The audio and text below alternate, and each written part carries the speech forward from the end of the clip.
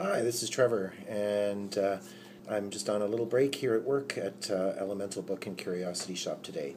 So I haven't vlogged in a little while, and I thought I would talk a little bit about making associations with tarot cards.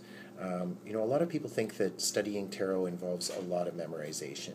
And there's some of that that is certainly an important part of working with tarot, but I think actually the more we work with the symbolism in tarot, the more we start making associations, the more we start actually picking up on things and reading.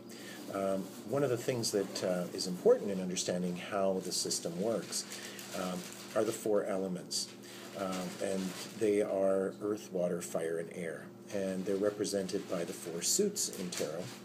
And those four suits have kind of a relationship also to the four suits you'll see in playing cards, with wands or clubs relating to fire, swords or spades relating to air, cups or hearts relating to water, and pentacles or diamonds relating to earth. So you might say, what's this business about earth, water, fire, and air? How does that relate? Well, I think that actually on a primitive level, people at one time, saw that we were kind of made up of these four things. They're four essential building blocks of life, presided over by spirit. And that's where, in tarot symbolism, in esoteric symbolism, the pentacle, the star, represents earth, water, fire, and air, presided over by spirit. This is different from how some people might see that from an occult standpoint and the superstitions that are surrounded about that. These symbols have a lot of different meaning to people in many, many different ways. Again, it's like a symbolic language.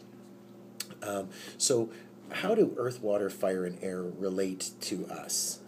Well, I think, again, in primitive times, these were four essential things in terms of life. They were also four things that could also be hurtful at the same time. We all need earth, water, fire, and air to survive. And an interesting thing is there's four ways when we're done, when we're finished with this physical existence, there are four ways you get rid of a body. You throw it in the lake, you leave it out for the birds, you set it on fire, or you stick it in the ground. So we kind of dissolve back into these four elements. But how about today in modern life? How would we relate to earth, water, fire, and air? Well, I think on a very surface-oriented level, you could see them as doing, feeling, fighting, and owning. Any story, any life experience is going to fall into those four categories. And we get people that are more predominant doers, people who are more predominant feelers, people who are more predominant fighters, and people who are more predominant owners. Now, these words also have a lot of different applications. Doing is not just our jobs, but that would probably be the most obvious area. Feeling is our emotions, our sensitivity, and fighting is not just, arguing. It's the mental process of analyzing a situation. It's also how we articulate ourselves.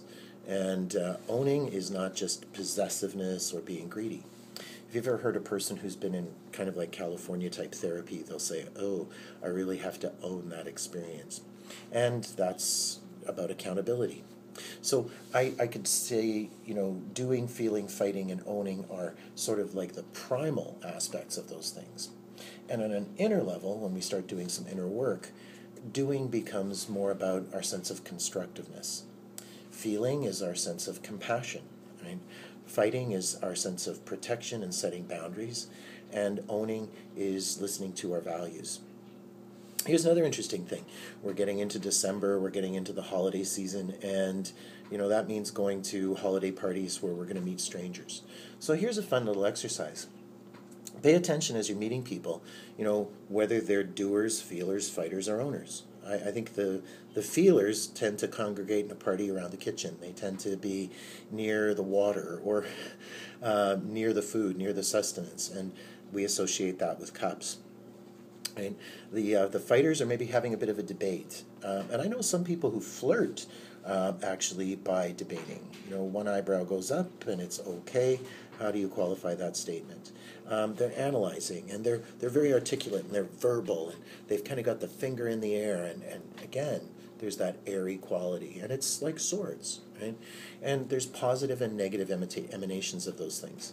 And the doers are talking about what they do, and they'll generally, when they meet you, want to know what it is you do, or what it is you're doing, what kind of activities going on, what kind of challenge.